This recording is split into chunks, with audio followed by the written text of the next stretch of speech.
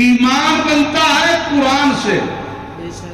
اور قرآن اگر زندگی میں رہتا ہے، دولت جتنی مرضی بڑھ جائے، کاروبار بڑھ جائے، تجارت بڑھ جائے، منصب بڑھ جائے، قرآن کی تعلیم نہ چھوٹے، تو پھر وہ منصب وہ دولت سب کی سب ایمان کے تابع رہتی ہے۔ جی اگر ایمان رک گیا، یہ نہیں بڑھا، اس کی بھی محنت ہے روز بروز، اس طرح دولت کی محنت ہے، ایمان رک گیا، دولت بڑھ گئی، تجارت بڑھ گئی، تو ایمان جب رک جاتا ہے تو سب سے پہلا کام کیا ہوتا ہے؟ اللہ کی ذات سے بھروسہ ٹوٹ جاتا ہے۔ جب بھروسہ ٹوٹتا ہے پھر بندہ گلی کے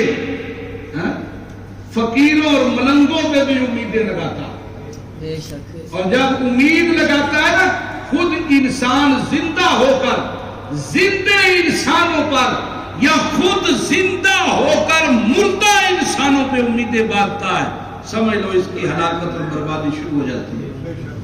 اللہ فرماتا ہے پھر یہ جہالت کے گٹاٹوک اندھیروں میں پھر رہا ہے۔ اس میں سے ایک کی مثال وہ دیتا، اذا مس الانسان ضر،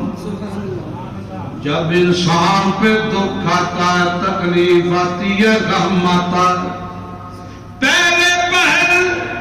سارے دروازے کھٹکھٹا لیتا ہے، جہاں جہاں اسے پتہ چلتا ہے، روزانہ گاڑی نکالتا ہے، کبھی فلاں حضرت کے پاس، کبھی فلاں مردے کے پاس، کبھی فلاں مردے کے پاس، کبھی فلاں زندے کے پاس، ہر جگہ پہ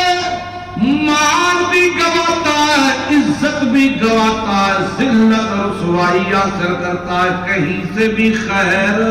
نہیں ملتی، کہیں سے خیر نہیں ملتی۔